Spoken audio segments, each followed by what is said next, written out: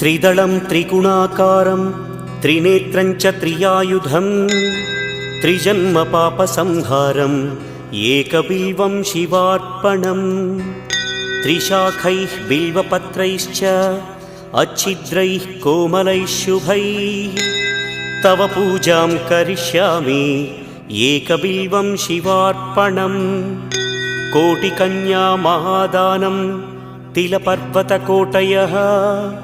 काञ्चनं शैलदानेन एकबिल्वं शिवार्पणम् काशीक्षेत्रनिवासं च कालभैरवदर्शनं प्रयागे माधवं दृष्ट्वा एकबिल्वं शिवार्पणम् इन्दुवारे व्रतं स्थित्वा निराहारो महेश्वर